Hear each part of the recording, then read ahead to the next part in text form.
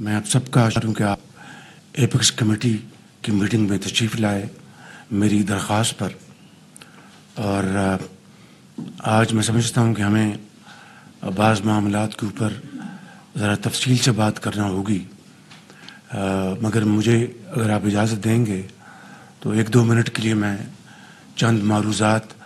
آپ کی خدمت میں پیش کرنا چاہتا ہوں۔ پہلی بات تو یہ ہے کہ اللہ کے فضل و کرم سے پاکستان کی جو معیشت ہے وہ آپ سب کی کاوش، محنت اور سنسیئرٹی آف پرپس سے الحمدللہ آہستہ آہستہ وہ استحکام کی طرف بڑھ رہی ہے، اور اس میں یقیناً آپ سب کا، وفاق کا، صوبوں کا، انسٹیٹیوشنز کا، آرمی چیف کا، سب کا اس میں بے پناہ رول ہے۔ اس کے بغیر ہم آگے نہیں بڑھ سکتے۔ لہٰذا میں چاہوں گا کہ آپ سب کو دل کی گہرائیوں سے میں آپ کا شکریہ ادا کر سکوں، مگر اس سے بڑھ کر اب جو اہم پہلو ہے وہ ملک کی ترقی اور خوشحالی، استحکام، stability of economy, political stability ایک دوسرے کے ساتھ جڑی ہوئی ہیں۔ اس کے بغیر کوئی بھی معاشرہ آگے نہیں بڑھ سکتا۔ تو ترقی اور خوشحالی کے لیے انتہائی اہم ہے کہ ملک کے اندر معاشی استحکام ہو اور سیاسی استحکام ہو۔ اس کے لیے یقیناً آپ سب نے اپنا کردار ادا کرنا ہے، اور اس کے لیے میں چاہوں گا کہ آج اس معاملے کے اوپر بھی ہمیں ایک کھل کر بات کرنی چاہیے، تاکہ آج ہم میٹنگ سے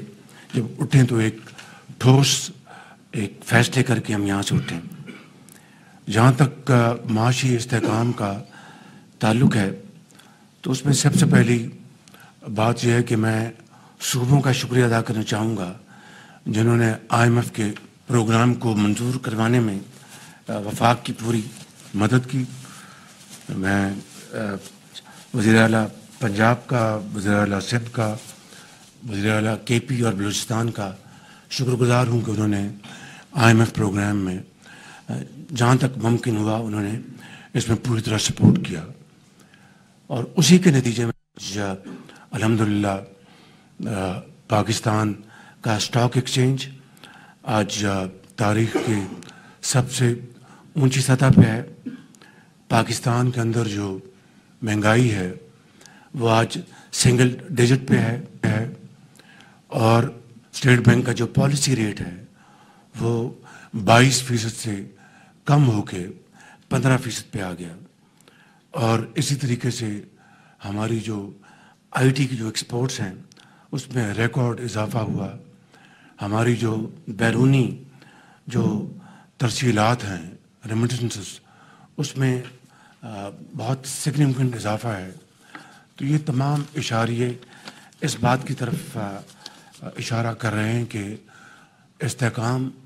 آہستہ آہستہ آ رہا ہے، لیکن اس کا مطلب یہ نہیں کہ ملک کی ترقی اور خوشحالی کے راستے کھل گئے ہیں۔ وہ تبھی ممکن ہوگا کہ ملک کے اندر سرمایہ کاری ہو، پاکستانی جو سرمایہ کاری کرے، بیرونی سرمایہ کاری ہو، اور اس کی جو ڈائریکشن وہ یہی ہے کہ پہلے اندرونی سرمایہ کاری کے لیے سرمایہ کار وہ کرتے ہیں، اس کے بعد حوصلہ پا کر پھر بیرونی سرمایہ کار آتے ہیں۔